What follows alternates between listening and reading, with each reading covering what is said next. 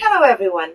Most of us are familiar with the story Alice in Wonderland or Alice's Adventures in Wonderland.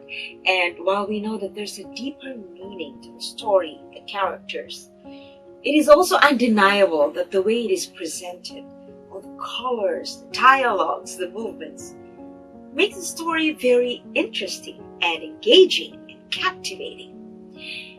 Come to think of it, Alice actually goes through struggles in the story.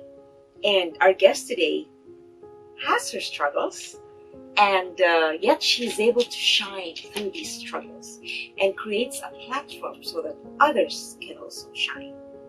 And it is amazing how one young girl can bring so much awareness to mental health. And we're very happy to have her on the show. Welcome to the show, Arianna. It's so lovely to meet you. Congratulations on the success of your film, The Tea Party. And I know it hasn't been released yet, but we've started to talk about it. You know, my media partner and I, Lisa Warter of Noodlehead Productions, of course, we've all been out really sharing the wonderful project that you have. You've been out there. I saw you on CTV. Your Facebook is just like burning with all the news and the media exposure, and even my Facebook on everything. So how has it been since everyone's been talking about the Tea Party? It's been really good. It's a big wave of relief because I was very nervous for this project because I wanted to make sure it came across properly. So for it to have a good reception from everyone and for everyone to really like it is makes me feel so much better because it's really important to me. So to see that other people like it as much as I do, it makes me very happy. Well, you're only 16, and I've read your story, and thank you for sharing your story. It's really important because you never know how many people relate, right? You never know how many people you touch actually when you start talking. And when you use a story to feature what you go through, maybe every day, it sends a more powerful message, right? Why did you use the Tea Party as a tool, as a platform to share about mental health and ADHD? I used the Tea Party because I liked how it opened up the audience range because this is a very serious topic, but I didn't want to portray it so seriously that people my age or younger can't watch or can't understand it, but also so that older people can still enjoy it. So I wanted to make sure it wasn't too childlike. And it's also nice as well because when I was a kid, I got really attached to fairy tales and Disney and things like that. And I would get really excited. Like I loved Ariel because she had red hair like me and like those kinds of things. So I was like, I would have loved to be able to watch something and see people who are like similar to how I think, but in a like positive and fun, like fantasy way. You actually chose a really good platform to talk about mental health and ADHD. There are so many characters, and I know you used, based on the story I read about your work, you used the characters to describe the different facets, or what do you call that, areas of mental health. Is that right? Or ADHD. Yes. Oh, wow. So the casting, I'm very curious. Do they have to go through an orientation about mental health, or do they go through what you go through, or something similar? So everyone in my cast, I know personally very well, and I did before the project. And a couple of them do go through it already. So Joey, who is the white rabbit, also has ADHD, as well as Anna. And that's really nice because then it's people who can actually relate to what I'm trying to show. And all of the others also were like, I was constantly describing situations of how I felt the way that they are supposed to feel and sharing my story and platforms. And on my Instagram, I always post about like just little posts, like reposts of people talking about ADHD or talking about anxiety and things like that. Because even though it's just putting something on my story, it's a really easy way to see things and get recognition for it. when you have mental health challenges and you are reliving it, so to speak, you can either be triggered and have some and go through some manifestations of the illness, right? Or you could be just so pumped up because you know how it is. So, did you notice any difficulty or challenges among everyone when they started to portray their roles and really feel that, oh, this is me? I am actually portraying what I go through. I would say no. Everybody was very willing to take risks and show the character that I gave them, because after they transform would probably be the best word into the more elaborate characters, they have to really, really show it and like be an over dramatization of what would really happen. Because if I was sitting in class and I couldn't stop like fidgeting, I wouldn't start doing like a back handspring across the room. But it's just like a fun, light way to show the constant want for movement. The only thing is when we got started, we had to kind of lean into it, because sometimes when we get to this age of being like preteen, teenager, you kind of want to make sure that you look nice and you're not being weird or anything like that. But because we all know each other and it was a nice environment, that once everything started rolling, that everybody got comfortable in being a bit silly or weird. You were natural in your acting, Yeah. right?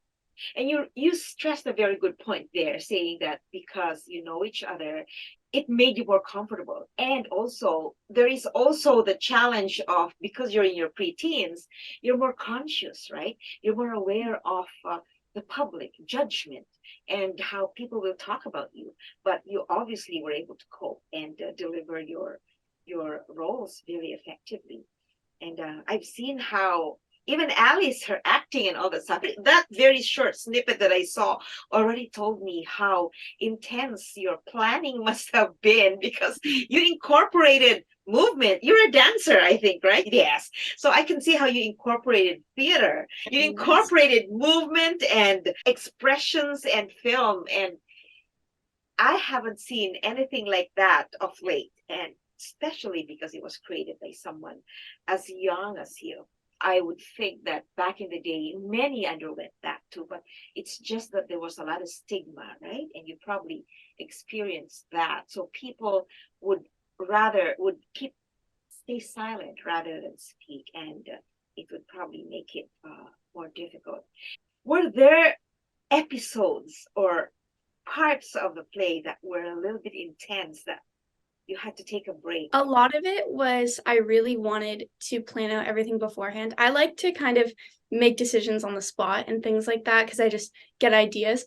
But I know with this, it has to really be like analyzed beforehand, because I wanted to make sure I hit everything properly and nothing was over dramatized too much. So I like to have like some things that affect me personally more subtle. One of them was I had it worked out really well because I had Joey and Lyric. There was a section where they all like made faces at the camera, and one of them was Joey like moving her lips back and forth, and she like a rabbit, and she was going like that. And that is something that actually is more like hidden in, that is a part of ADHD, because it's a form of stimulation, because constantly like with ADHD you're wanting to rise your dopamine levels, so you do anything that is stimulating, whether that's like playing a game on your phone or moving around or things like that. And I, growing up, was very like moved around a lot, like squirming in my seat as like a kid at school and stuff. So I really had to learn how to kind of mask it. And one of the things would be like just like moving my lips or like twitching my face or something like that, because it wasn't distracting to anybody else around me, but it still helped me focus. So that was one of those things where I was like, okay, I don't want this to be too like, hey, look at this problem that there is. Just like something small for myself of like, that's something that really affected me more than I thought it did when I put it in. I was like, I really like that moment. You probably just let it all show on screen, right? No cuts, Yeah. no edits, because it's very natural. How long did you film the tea party? We did it all in one day. And there was a lot of preparation beforehand. And then we just did it all in that one day. One of the nice things was there's a lot of like their entrances, which are very like specific and important. And that's when all the other people could like take a break, because it's like, okay, we're just working with Azari right now, so everybody else can like take a break. It was kind of cold, so it was like, okay, go like warm up in your car, have something to eat, and then we'll bring in this person next. And then by the end of the day, when we were doing the big scene where they're throwing cards and drinking tea and doing backflips and things like that, it was like the sun was out, the day was almost over. I was like, okay, we just have to do like these things, and they can be really like on the spot kind of fun little things to do. And it brought everyone's energy up because it didn't even feel like we were filming anymore. It was just like we were playing around. You were experiencing your moments of theater. Is everyone also in theater? Yes. So not everyone does theater specifically, but Anna is a singer and she used to do theater. Joey is also a singer. They all are actresses. Andrea is a dancer. Azari is a model and an amazing actress. I actually found her through Instagram a while ago because she does monologues at like in different award shows, and I saw like her at like through the submissions of it, and she's just such like an honest actress. I was like, she's perfect for this. Yeah. So they all have different aspects. I love theater, that's my favorite thing, but they'll either dance or sing or act or all. So it works out really well. You seem like you got the perfect person for the role. Yeah. I think it was really fun. A lot of the girls, like we all knew each other, but some of them became really good friends afterwards. And when we did the CTV interview, actually, Joey had like left her makeup bag at where we were filming. So I went to go drop it off, and her and Anna were hanging out, like singing songs together and stuff. So it was really cool because even though we knew each other like through Instagram, like kind of, it like made a lot of them be like really good friends. I'm sure you had a lot of projects before you wrote The Tea Party. Yes. What made you feel that you had to write a story about mental health and ADHD? And when did you think of doing that?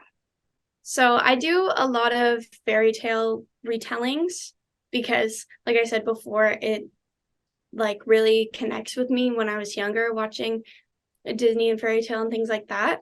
So I wanted to do more modernized versions that had real things in it. So with my other ones, I did it with like bullying and with anxiety. So I was going through fairy tales that I hadn't done, and I was like, I really want to do something that's more ensemble based, because the other two was like, this is the lead character who's going through this, and then there's everyone else. I really wanted something that had multiple people that were like equal in the situation. So I was going through books around my house of different fairy tales, and then I found my Alice in Wonderland one, and I was like, this is perfect because I don't have to do the whole story for to still include it. I can just focus in on one part where everybody is right there. And that's when I decided to like the Tea Party. And I had been starting to post more about ADHD at the time, and I was getting people saying like how great it is that I'm talking about it and things like that. So I was like, oh, this is perfect because I can have each person be their own characteristic, and it can all flow and they can all work together on it. Wow. Do you think there's not enough discussion around ADHD? I would say there's a lot of discussion about ADHD, but not in the right way. I wasn't diagnosed with ADHD until I was 13. Most people that I talk to, for girls, it's the same thing. They all get diagnosed at like 13, 14, like they're in high school, kind of. Whereas boys get diagnosed in like kindergarten. And that's because it's different, the way that it works, like biologically. There's pressure for boys and girls to behave because, you know, when boys are like roughhousing or like running around and things like that, it's like, oh, they're just, you know, having fun. Whereas for girls, like that would be, you'd have a title of like a tomboy or a disruption or something like that. So you kind of have to internalize the fidgeting and the moving around and the impulsiveness.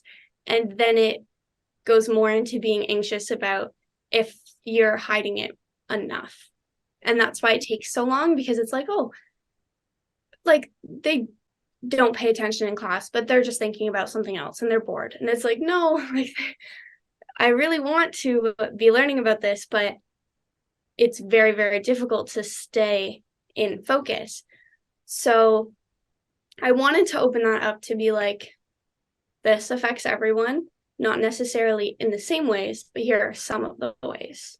And when you know that people are open to it, right? And they talk about it and they acknowledge it, that it's normal to have that. It doesn't stop you from achieving. Then you feel more comfortable. And I think it will not stop you from achieving, because if you're hiding something, then sometimes you're not able to actually shine because you're afraid of speaking or moving because you think people might judge you for your movements, right? And Yes. how about in school? When you started to have ADHD, where would you say the most difficult triggers came from? Or where would you say you had the most challenge showing who you really were? I would say I had the most difficult time when it would just be like everyone is sitting down and there's a lesson. So there's a teacher talking for 40 minutes, an hour, something like that. Because if it wasn't something that directly interested me, I had an extremely hard time keeping focused the entire time. If there was something that had a hands-on aspect, like if we watched a video and there was like a fill in the blank of things that people said and you had to write it down, that would be better because I was like, okay, I got to find these things in it.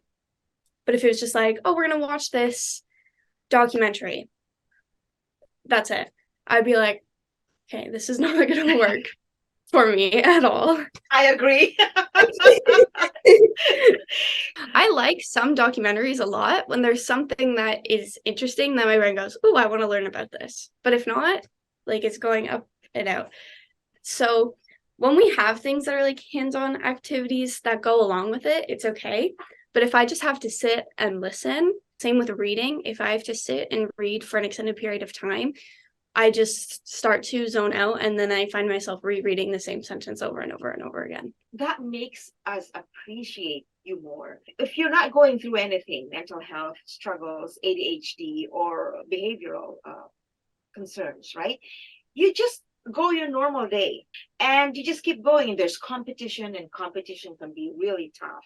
But then you see these people who go through things, illnesses, or behavioral difficulties like you do, and still you achieve. But you guys, you climb higher mountains, right? You cross deeper seas, I would say. I read that what you do is you want to create programs that allow everyone an opportunity to shine. And that's really, really very nice of you, very kind of you. You're not only talking about mental health and ADHD, but you're giving everyone a chance to shine while you're spreading awareness of the illness.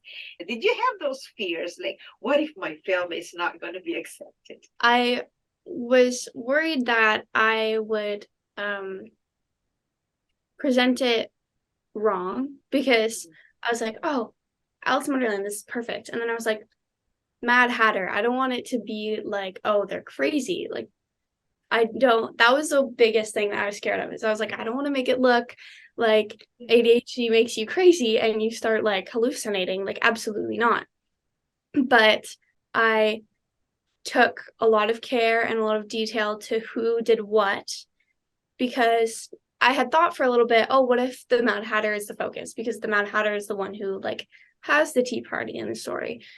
And I was like, okay, that makes sense. That makes sense. And then I was like, no, because if it is that partway through, she is the one who turns around and everyone is these characters, that could give the wrong attitude to it. So I was like, okay, it'll just be Alice. It's not going to be exactly like the story, which is fine because it's already isn't exactly like the story. I'm really just taking the baseline of it, and just be careful that it's playful and not like crazy. And that's difficult. I can see, wow, I'm so impressed because that is difficult to be able to portray it and still show that this is not something you want to joke about, right? Yeah. Did you have any professional consultant help you with how to portray the roles? Partly. I wanted to make sure that everything that was portrayed was something in my own experience, so that I could say, like, this isn't everyone with ADHD, but this is me with ADHD. And when I was diagnosed, I did a lot of research about it because I wanted to know absolutely everything there was to know about ADHD back when I was diagnosed. I watched videos of people like, I spent a day with someone with ADHD, or I interviewed this person who has ADHD, or so. All of those kinds of videos of people talking about their experience years and years ago, so that at this point I already had a lot of information about it. And I also read from the other cast members and then from myself. And I just wanted to make it very personable to me because I also didn't expect it to get very much attention anyways. I took this project and made it for myself so that also if there was any kind of, I have ADHD and it's nothing like this, I could say, that's right. Like, it's not the same for everyone. And that's part of the point of it, is that every person's experience is different.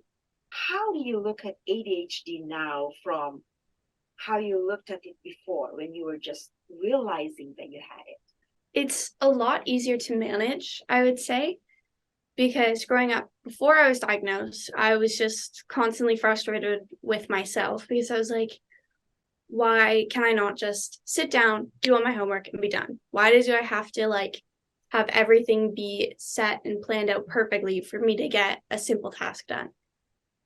And the more I learned about it and the more I shared about it helped me because I felt like I understood myself and other people could as well. So doing this project helped my self-esteem a lot because I was constantly very insecure about how I acted, because with ADHD you get a lot of they're called hyperfixations, which is when you find a specific interest that you really like and it's something that enhances your dopamine levels, which takes care of your serotonin and like your happiness level.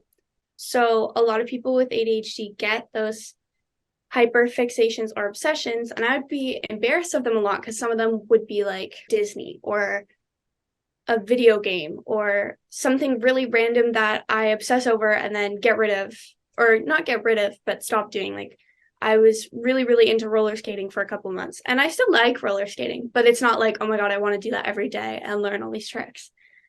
And sharing things like that and talking about that and how it feels in my head and for me to deal with all of the symptoms of ADHD helped me be like, okay, maybe people won't think I'm disinterested if I zone out while they're talking, or I'm disrespectful for moving around while eating dinner or something like that, because I don't choose to stop paying attention or tune out.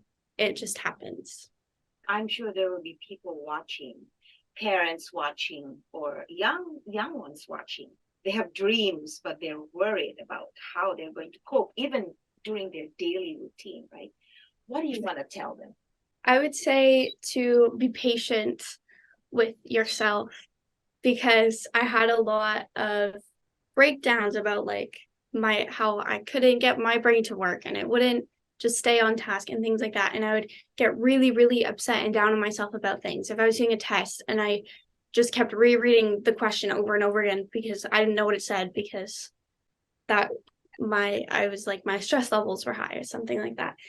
But I'm at a point now where I'm getting over the mountain a bit with finding the right techniques for myself. So I found different techniques for myself with learning, or if I have to clean my room, to do it constantly, because if it's super messy, I completely lose interest in it because it takes far too long. So doing it in like portions. So it's like, okay, today I'm going to clean my desk, tomorrow I'll clean my dresser, the next day I'll clean my floor, things like that. And finding these different things that work for myself has helped me a lot with that frustration.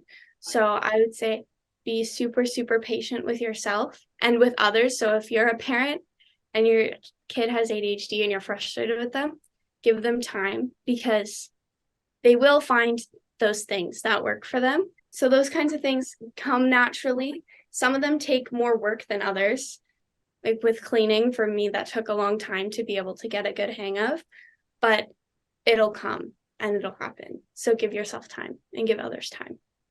It's a very, very good message that you're giving, not just when you're facing challenges or when you have ADHD. That message spans across so many disciplines that we have to be patient with ourselves, because really we are the only ones we have, right? Yes. And if there's anyone we need to take care of before anything else, it's ourselves. And you're doing such an amazing job just taking care of yourself. You discovered many ways to manage your ADHD, and you're bringing a lot of focus onto this illness. I'm sure that with this episode that we have, many are going to realize that maybe they do have challenges, and it's okay to talk about it, and it's okay to seek help. Your film is really something we're looking forward to, Arianna. And well, before we end the show, I'd like to really thank you for joining me. I really wish you all the best, and I look forward to more films and having you back on the show. And come join me in thanking Lisa Warter, my media partner, Noodlehead Productions, for connecting us. I love the roster of talents she has. They're just brilliant like you and so inspirational. And that's what Everiathing is about. We're a platform to showcase how amazing people can be, regardless of what you go through in life. And I thank you for joining me. Thank you so much for having me. I really appreciate it. Well, you take care, and all the best, Arianna. Keep doing what you do.